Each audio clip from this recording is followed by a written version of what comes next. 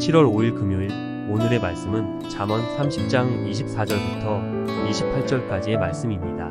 땅의 작고도 가장 지혜로운 것 넷이 있나니 곧 힘이 없는 종류로되 먹을 것을 여름에 준비하는 개미와 약한 종류로되 집을 바위에 짓는 사반과 은금이 없으되 다 때를 지어 나아가는 메뚜기와 손에 잡힐만 하여도 왕궁에 있는 도마뱀이니라. 아멘. 네, 샬롬. 오늘도 말씀 앞에 나오신 여러분들을 축복합니다. 여러분들의 인생을 어떻게 살아가고 계시나요? 우리는 우리의 연약함을 늘 마주하며 살아가곤 합니다. 다들 완벽해 보여도 깊이 들여다보면 각자의 부족함과 연약함이 한 가지씩은 있기 마련입니다. 그래서 중요한 것은 나의 연약함을 곱씹지 않고 그 연약함을 어떻게 보완하고 또 어떻게 지혜롭게 극복하는지가 중요할 것입니다. 그렇게 자신의 어려움을 극복한 사람들이 그 과정을 그린 책을 내기도 하고 강연을 하기도 하죠. 오늘 잠언에서는 이렇게 자신의 어려움을 극복한 작지만 지혜로운 4가지 친구들의 사례가 소개되고 있습니다. 먼저는 25절의 개미입니다. 개미는 보면 되게 가벼워요. 그리고 다리가 매우 얇아서 무거운 거를 들 만한 힘이 없습니다. 그래서 개미는 한 번에 많은 양의 음식이나 커다란 것을 옮기기보다는 조금씩 여러 번 부지런히 움직여서 음식을 옮깁니다. 그렇게 겨울에 필요한 음식을 여름부터 미리 준비하는 것이죠. 두 번째는 사반입니다. 사반은 말씀의 배경이 팔레스타인이라는 것을 우리가 볼 때 팔레스타인 지방에 사는 바위 너구리라고 하는데요. 바위 너구리는 말씀의 설명과 같이 너무 연약하고 또 겁이 많아서 자신의 안전과 보호를 위해 바위 틈에 집을 짓고 산다고 합니다. 자신의 연약함을 숨기고 또 자신의 몸을 보호하는 법을 아는 거죠. 세 번째는 메뚜기입니다. 메뚜기들은 어느 메뚜기가 전체 움직임을 주관하고 인도하는지 알 수 없을 정도로 서로 긴밀하게 협력하여 움직입니다. 그래서 메뚜기 떼의 이동에 있어서 가장 두드러진 특징은 질서와 규율이라고 할 수 있어요. 성경을 보면 이러한 메뚜기 떼로 인하여 마을의 밭이나 또는 한 지역을 삽시간에 폐허로 만들어 버렸다는 기록을 우리가 읽기도 합니다. 이 정도로 메뚜기 떼의 위력은 너무나도 강력해요. 또 4번째는 도마뱀입니다. 여러분, 도마뱀을 보신 적 있으신가요? 저도 선교지에 나갈 때마다 가끔 이제 도마뱀을 마주하곤 하는데, 이 정말 작은 이 도마뱀들이 어찌나 빠른지, 거의 잡기가 어려울 정도로 빠르고, 또 거의 없는 곳이 없더라고요. 성경에서도 마치 이 도마뱀들이 사람의 손에 잡힐 것 같으나 모든 건물을 자유롭게 드나들며 산다고 말씀하고 있는 것입니다. 그런데 어디까지 자유롭다고 말씀합니까? 왕궁에까지 들어갈 정도로 모든 곳에 자유롭게 출입을 하고 있다는 거예요. 여러분, 이 작은 생물들이 우리에게 주는 교훈은 무엇일까요? 여러분들은 여러분들의 연약함을 어떻게 극복하고 계십니까? 우리는 때로 우리의 연약함을 바라보며 그저 할 수 없다고 포기할 때가 너무나 많습니다.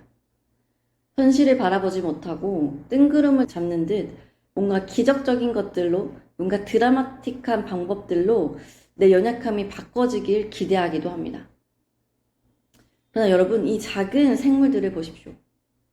각자의 방법으로 각자의 연약함을 극복하며 자신들의 삶을 살아내고 있습니다.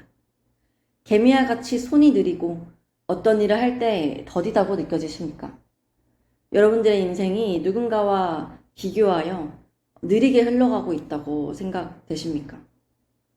여러분, 나보다 빠르게 움직이는 사람들과 그러한 삶을 부러워하며 좌절하지 마십시오. 그들을 부러워하고 좌절하기보다 그들보다 조금 더 부지런히 움직여보면 어떨까요? 남들은 한 번 움직일 때 나는 왜 2번, 3번 움직여야 하냐고 불평이 나올 수도 있겠지만, 개미를 보십시오. 개미는 여름에 겨울을 준비한다고 합니다. 그러나 아무도 개미를 보며 개미의 노력을 비웃지 않습니다. 성경은 오히려 개미의 모습 속에서 그 삶의 태도를 배우라고 우리에게 교훈하십니다. 여러분, 연약함이 문제가 아니라 그 연약함을 내가 어떻게 지혜롭게 극복하는지가 중요한 것입니다. 우리가 좀 느리다고 생각이 된다면 남들보다 조금 더 부지런히, 그러나 성실하게 꾸준히 우리의 삶을 살아가다 보면 우리의 느림은 더 이상 연약함이 아닐 것입니다. 사반으로 불리는 너구리도 마찬가지입니다. 겁도 많고 유약한 너구리는 자신의 몸을 단단한 바위에 숨기며 살아갑니다. 여러분, 때로는 자신을 드러내는 것보다 잘 숨는 것도 지혜일 수 있습니다. 어디에 숨어야 할까요? 특별히 그리스도인으로 우리는 우리의 유약함을 하나님의 그늘 아래에 숨기기를 소망합니다. 그분의 그늘 아래서 우리의 유약함은 숨겨지고 하나님이 우리의 든든한 반성이 되어 주실 것입니다. 여러분, 하나님의 그늘 안에 숨으십시오. 또한 베뚜기처럼 우리는 협력하는 법을 배워야 합니다. 인생은 혼자 살아갈 수 없습니다. 내 연약함을 내 스스로 채워가는 어떤 방법들도 있겠지만 때로는 내 연약함을 보완해주고 나를 또 격려해주고 일으켜줄 누군가와의 동행이 반드시 필요할 때가 있습니다. 저는 여러분들이 교회 공동체 안에서 함께 살아가는 법을 배우셨으면 좋겠습니다. 내 연약함을 털어놓고 함께 기도하며 서로를 일으켜주며 나아갈 때 혼자 인생을 살아갈 때보다 더 큰 에너지가 여러분들의 삶에 생기리라고 생각됩니다. 마지막으로 도마뱀과 같이 우리가 세상 속에 들어가기를 주저앉지 않기를 소망합니다. 세상을 보면 우리의 모습이 너무나 초라하고 또 금방이라도 넘어질 것 같고 세상의 흐름에 떠내려갈 것 같은 두려움이 있지만 도마뱀과 같이 세상 어디에서도 우리가 잊지 못할 것은 없습니다. 왜냐하면 우리는 하나님의 자녀이기 때문입니다. 교회에서만 우리의 영향력을 행사하는 것이 아니라 진정 우리의 영향력이 세상에 끼쳐지기를 소망합니다. 그래서 왕궁에까지 도마뱀이 있어라고 물을 만큼 그리스도인들이 세상 어디에서든지 그 영향력을 발휘하고 하나님의 영광을 드러내는 삶을 살기를 간절히 소망합니다. 사랑하는 여러분, 여러분의 연약함을 보지 말고 그 연약함을 극복할 삶의 지혜를 구하십시오. 그리고 용기를 내어 현실을 바라보고 여러분보다 크신 하나님과 함께 여러분들의 삶을 지혜롭게 살아가시기를 소망합니다. 함께 기도하시겠습니다. 하나님, 오늘도 말씀으로 하루를 시작하게 하시니 감사합니다.